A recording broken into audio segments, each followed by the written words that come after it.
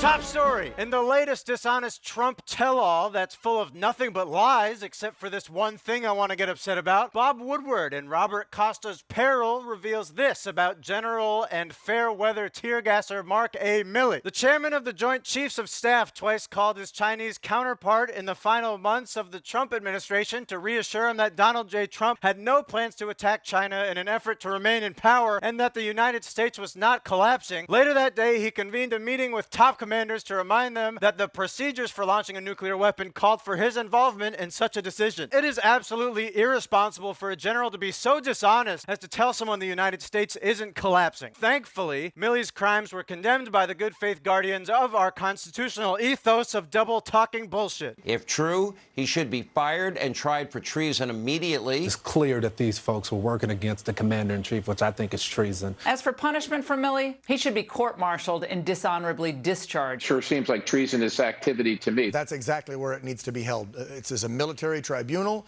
and he gets court-martialed, and he goes bye-bye. This is a violation of chain of command. Just because the military secretly installed Donald Trump to dismantle a pedophile cabal, that doesn't make them his boss. You know what that means. It's time for some more hot take cognitive dissonance. Sponsored by Fun Time Frisbees, the perfect frisbee for keeping your brain's frontal and parietal lobes from sabotaging your incoherence. On one brain lobe, members of the military must never usurp the chain of command. On the other brain lobe, I'm calling on all military members to usurp the chain of command, remove Biden from office, and make him live like a squirrel in a hollowed-out tree. Now, here to comment is New York Times and Wall Street Journal best-selling author Ijeoma Oluo. Greetings, Ijeoma. Hello. Ijeoma, you discuss how power and oppression has created systems of perpetual injustice and incompetence. I assume you want to sit out this topic since your white mediocrity thesis does not apply to Trump and the U.S. military. Actually, I feel like this is the second installment of my book, what we've been seeing in these last few months. I am all for every general having the freedom to follow their own directives. We are way too big a military power to only have one person at a time launching wars. Now, I'm not sure if Milley should be court-martialed. It's hard to say what the worst punishment is. Life in jail or being sweatily fawned over by Jake Tapper. Before we move on, let's take a quick look at Hot Take's new COVID cures, sponsored by Ace Hardware. If it goes in, it's medicine. Today's COVID cures are the blue juice they use in MaxiPad commercials, mulch, eating any board game, cricket anus, grandpa's scalp shavings with a little bit of honey, and the Toro 60-volt Flex Force lawnmower starting at $429.99. And that's Hot Take's new COVID cures. Check in tomorrow to find out which kind of worked and which made you defecate your circulatory system. Now, in entertainment news, this Saturday is the rematch you've all been waiting for at Justice for January 6th, where insurrectionists will face off against Capitol Security for the heavyweight middle-aged belt. The rally is being planned by Look Ahead America, a nonprofit led by former Trump campaign staffer and 8-year-old's drawing of Jeff Bezos, Matt Brainerd. According to Breitbart, Capitol Police Chief Thomas Manger told reporters that he requested that the fence surrounding the Capitol be put back up and said they would go up a few days before. Well, I've been binding my feet and studying tapeworms in preparation to be small enough to squeeze through the fence, so we'll see about that. Now, Ijeoma, how do we stop the systemic incarceration of white male insurrectionists?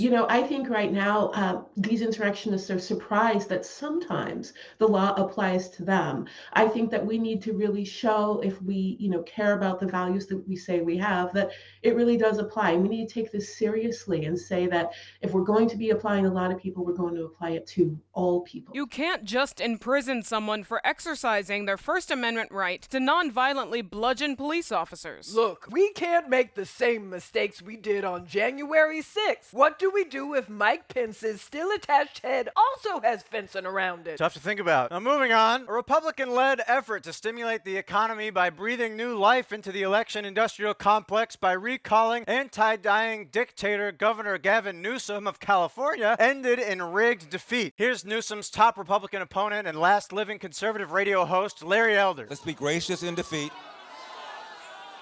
And by the way, we may have lost the battle, but we are going to win the war. Are you AK for real? I've never seen a more fraudulent election. They counted 0 ballots in Atlanta and Detroit. Ijeoma, can Larry Elder bounce back from his stunning acknowledgement of reality? I was actually shocked he did acknowledge this little bit of reality because it really is off-brand for him.